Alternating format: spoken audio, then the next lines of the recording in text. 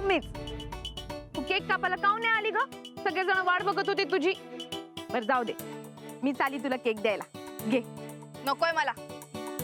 काऊन? राग नाही गेला वाटत. गशया असं नसतं वागायचं. घे बरं खाऊन घे. नाही मला माहिती आहे, तुझ्या मानसिक अवस्थेबद्दल समजलंय मला. व्हॉट? फारच वाईट झालं सगळं.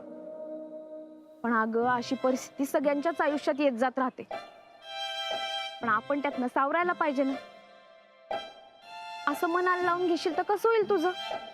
असं रागावून चिडून परिस्थिती बदलत नसते. उलट आपणच लोकांच्या नजरेत वाईट होऊन जातो. तू खरंच वेडी बिडी आहेस का? काय उगाच शहाणपणा शिकवतेस मला?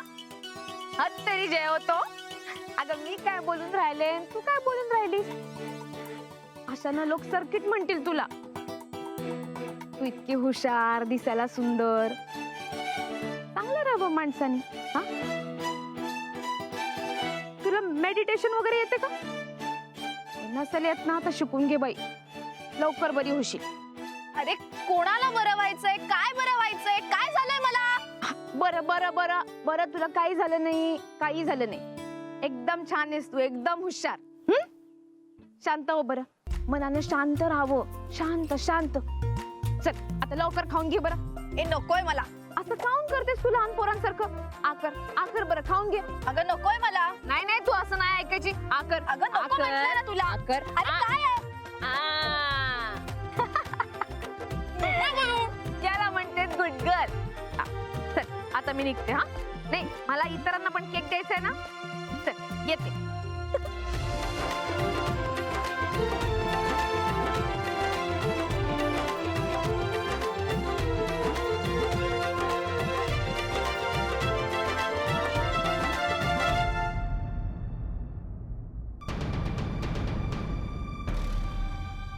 शनाया, शनाया ऐक ना यार. शनाया तू प्लीज ऐक ना शोना. डोंट कॉल मी सोना. तूच आहेस ना माझी शोना. कोणी नाहीये मी तुझी. असं नको बोलूस तू यार. I am so sorry. Sorry? तुझी ती बायको मला हवं तसं वागवते, कधी मला सगळ्यांसमोर एम्बॅरेस करते, माझा हात पिरगाळते. आज काय तर म्हणाली म्हणे मी मेंटली स्टेबलच नाहीये आणि मग जबरदस्तीने तो घाणेरडा अॅनिव्हर्सरीचा केक भरवला माझ्या तोंडात. आणि तू काय म्हणतो या सगळ्यावर सॉरी? आणि मी काय माफ करायचं तुला? अगं तसं नाहीये ग. ती एक नंबरची बावळट आहे, माहितीये ना तुला. ए ती बावळट नाहीये, ती चांगलीच हुशार आहे. पण तू बुळचट आहेस. नवरा असूनही काय घाबरतोस रे तिला? दोन शब्द धड बोलता येत नाही तुला. नाही तसं काही नाहीये. तसं नाही मग कसं आहे? एकतर तिच्यामुळे आपला सगळा प्लॅन बिस्कटला. किती छान प्लॅन केला होता आपण, राहणार होतो नाही ते 2 दिवस चांगलं. पण तू काय केलंस? तुझ्या बायकोला इथे बोलवून घेतलंस. काय तर तुला अॅनिव्हर्सरी सेलिब्रेट करायची होती ना अचानक. अगं नाही, माझा असा काही प्लॅन नव्हता. त्या आनंदने सगळं केलं. सगळं त्या आनंदच्या नावावर खपवू नकोसा.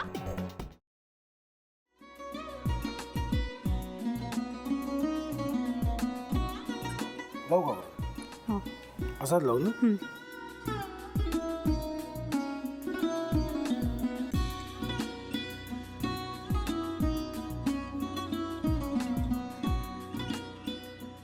आता काय करायचंय? आता आपण ड्राय स्टफिंग दुसरं काय करणार आपण त्यात? आपण ह्याच्यात मेयोनीज न टाकता बाकीचे सगळे साहित्य टाकायचे. अच्छा, हे सगळं.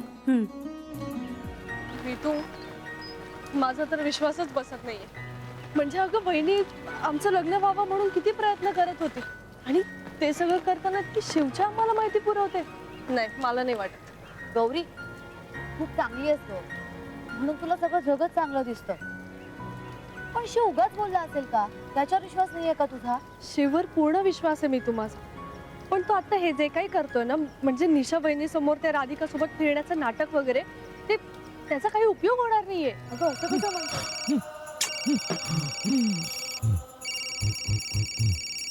अगं निलिमा, जतीन भाईंचा कॉल आहे.